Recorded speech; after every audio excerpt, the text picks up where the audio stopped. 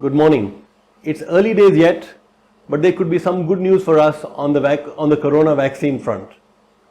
The results of the Oxford vaccine study were printed in the Lancet yesterday, and from whatever the results are showing us, the first two phases seem to have gone off well. Apart from creating the necessary antibodies, the side effects of the vaccine, the Lancet study tells us, the Lancet report tells us, could easily be treated by medicines such as crocin. So the fever and the body ache and things like that were easily treated. More important, according to the study, the vaccine also created what are called T lymphocytes. So T lymphocytes are what are part of what is called the immune system memory, and essentially what that will do is that will help the body fight off the corona infection for a longer period of time. So those who get the vaccine, if the vaccine is successful, this essentially means that they'll get immunity for a longer period of time. So with this, the Oxford vaccine moves to a stage 3 trial along with other companies such as Sinovac, Moderna and CanSino as well. The bad news on the corona front, of course, is that Bangalore, which had about 1,000 infections about a month ago as compared to Mumbai 65,000 at that time. So the bad news is that Bangalore will, if the infections continue to rise the way they are, in the next 3 weeks, Bangalore will be the second largest infection area in India. So it will overtake Mumbai. And as I said, Mumbai had 65,000 cases at the time when Bangalore had just 1,000 a month ago. So a city which was at one time seen as having done everything right is now suddenly being seen as a city that is doing everything wrong. Now what is worrying is that both then as well as now, there is no clear explanation, no convincing explanation for what actually happened. But more relevant for right now, the city's health infrastructure is completely bursting at the seams, at least the public sector one. So the number of beds left or the ICUs or the ventilators that are still vacant is quite limited. And essentially what's going to happen is that if infection levels rise as we are projecting them to over the next few weeks and beyond, even the private sector health infrastructure in the city may not be enough. So essentially, as has been done in case of Delhi and Mumbai, the authorities in Bangalore need to work very, very quickly on creating additional COVID care, proper hospital facilities.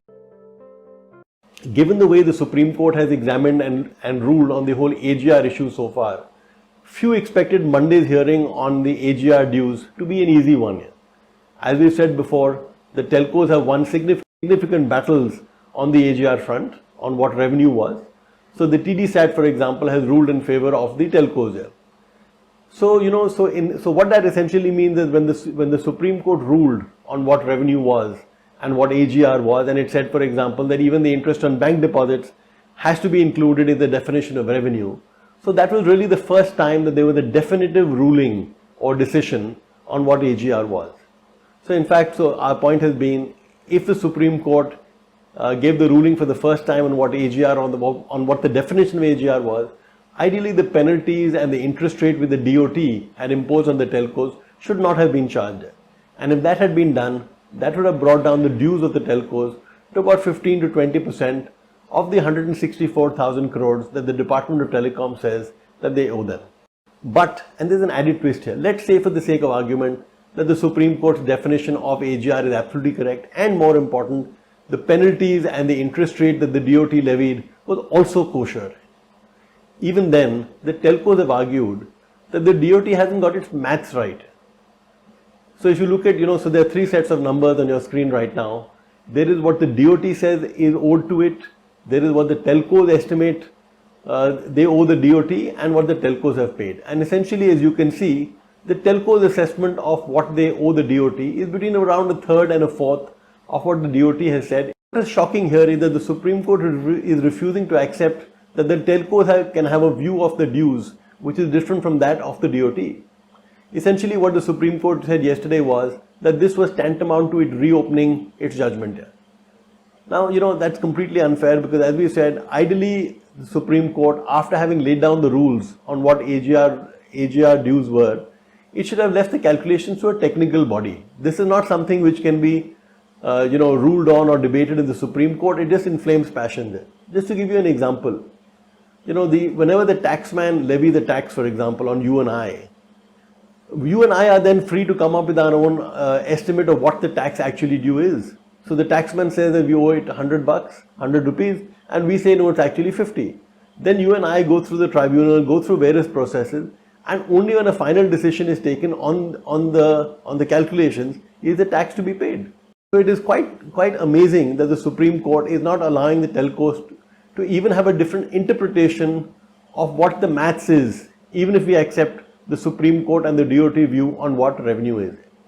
Now the problem with this is that if Vodafone Idea shuts down, as it seems likely to, if it, in the way things are going on, Vodafone Idea has spent $51 billion. It has invested $51 billion in the country. So that gives across a very, very bad signal to investors as to what kind of investment environment India has. Secondly, and more important, if Vodafone Idea shuts down, the government and the DOT will be very, very hard placed to get even a fraction of the money that they are owed. Now, this of course is the reason why the Supreme Court has asked for the government to give it the records of companies like Reliance, Videocon that have shut down, and Aircel that have shut down and gone to the bankruptcy courts. So these companies, between the three of them, owe the government about 40,000 crores of the money. But what is not clear is that what exactly is the Supreme Court going to achieve by asking for the records. It is not the Supreme Court's job to actually determine whether a company should have been admitted to the bankruptcy courts or not. Anyway, as our story today points out, it's going to be a tough haul to get for the government to get these dues. Of Aircel's dues of about 12,000 odd crores, for example, much of these dues pertain to its 2G licenses. And what Bharti Airtel did was to buy its 3G license. So, good luck to the government on being able to get that money. In the case of Reliance Jio, Reliance Jio, which bought Arcom, some part of Arcom spectrum, Arcom owes the government 25,000 crores. So it's not clear how much of that our Jio will actually pay. A sad state we've come to, that an industry that was once seen as a poster boy of liberalization, as an industry that was once seen and as an example of why people should invest in India, that industry is on its deathbed today, and all thanks to very, very poor government policy and a series of poor, ill thought out court judgments. Thank you. Stay safe.